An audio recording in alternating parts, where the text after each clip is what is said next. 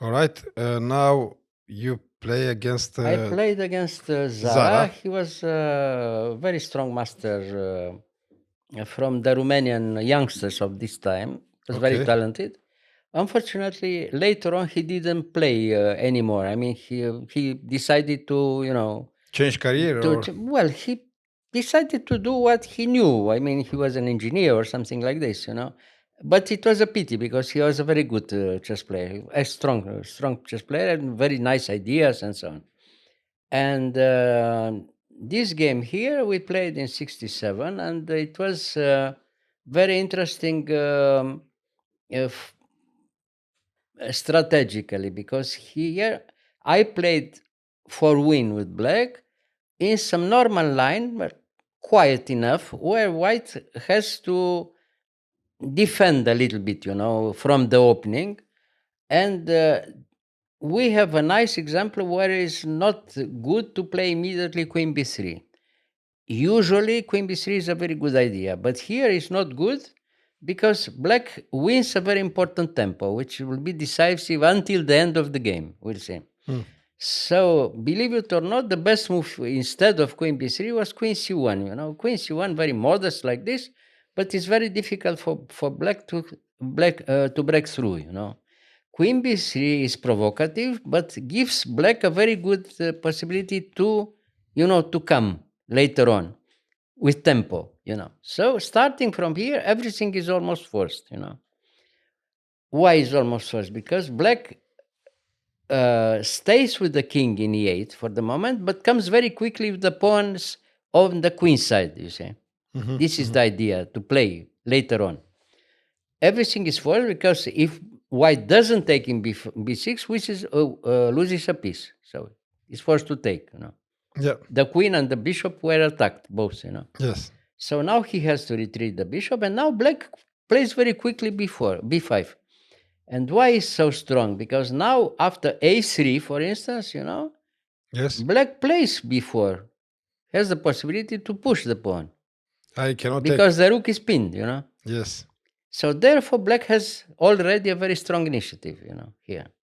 Immediately after the opening. Hmm. It's a very small detail, but here in that game is decisive. Hmm. So right, castle b4. Very simple. So now what to do? Knight bg2. Okay, he has to do it. So now black takes. Now plays b5 first. Now the idea is to take later in c3 and push again b4. Very strong initiative with a very strong pawn in c4 later. All right. So what to do? e4. The next possibility to have some counterplay. To undermine. Yeah. So okay, black takes, and b4. Very simple. So now to do. Now if he could take in f6, but if he takes in f6, opens the position, and black stays with the two bishops. Hmm. The black bishop from f8 afterwards is very, very strong. Even without castle. Black can stay quietly with the king on the central square in e8, is no danger at all, without queens. Mhm.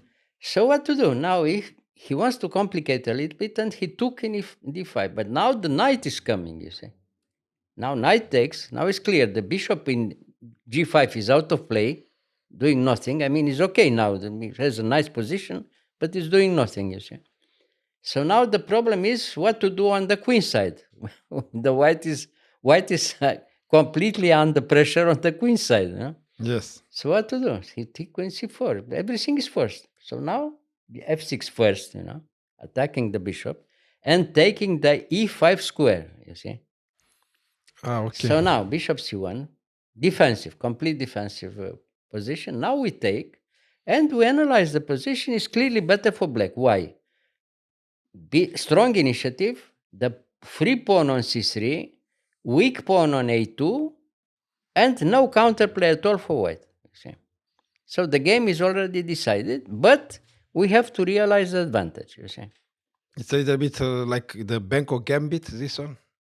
No, different. It's a little Different. bit different, but you see, black is coming, Mm. but very quietly, without any counterplay for the opponent. The opponent has to look. Just to It's no defend. counterplay at all. You have to defend all the time. And bishop e4. Well, trying to do something. Okay, with tempo, bishop a6. Now knight b6. That was the hope, Okay. He Yeah. attacks the knight, he attacks the rook. If it's okay, it's all right. I mean, white can defend, maybe, But unfortunately for white, everything is forced again. We have time to play rook d8. Now we have to take a decision what to do.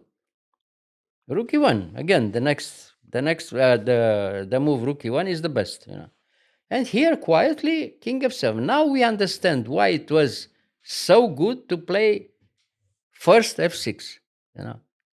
If we don't have the move f6, the king was still in e8. Yeah. It was some other line, completely other line. But now pinned. the king is very safe in f7, and now we can concentrate ourselves on the queen side. We play only here, and black is winning in all positions here by the normal game. I mean, if you play well, then the game is okay, much better for black. All right, now we take. Now we have the two bishops.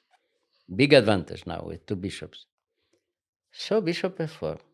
All right, trying to get some counterplay. Bishop a3. Again, most unpleasant because now white is tied up.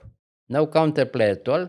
He's threatening maybe bishop c7, but bishop c7 doesn't threaten anything because we move the rook, Finally, or we can even let the rook there and you're still winning.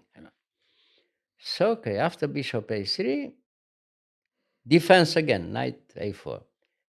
c2. If he could attack in good conditions the pawn c2, maybe white has some chances. But he can't attack the pawn in good conditions, and black is coming again, If you have to move back the bishop in c1, which is probably the best defensive line, is very sad. But what to do?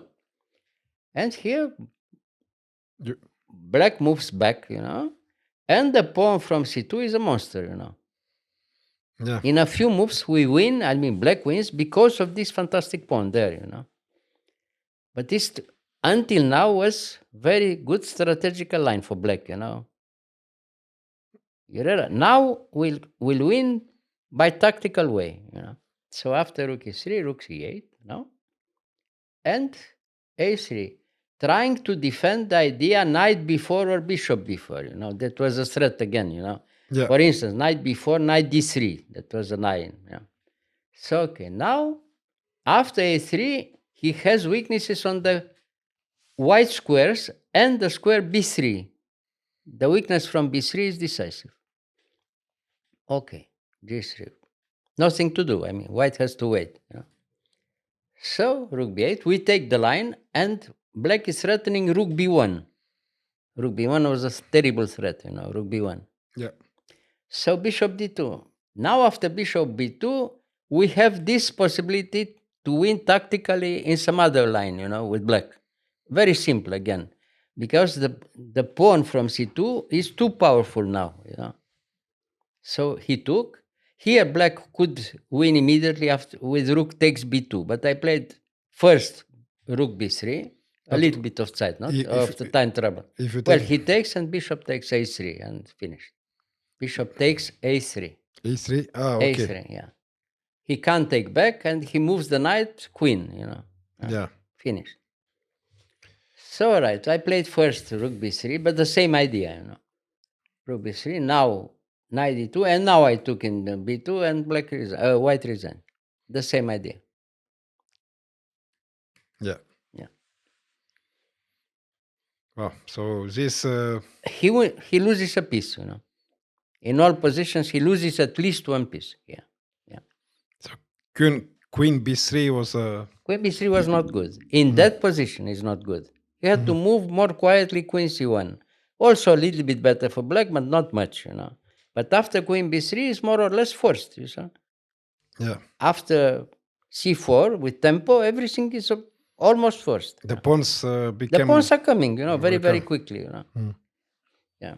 No, he didn't realize that the difference was so big. Of course, he understood the position, but he didn't realize it. It seems that black is a little bit better all the time, but maybe not enough. But it is enough because the pawns are coming very quickly, Yeah. Nice. Okay. Thank you, Mr. You're Gil. welcome. But as always, it was very important because we could play strategical game and tactical game together, and then, as always, decisive. Nice. Okay. Thank you. You're welcome.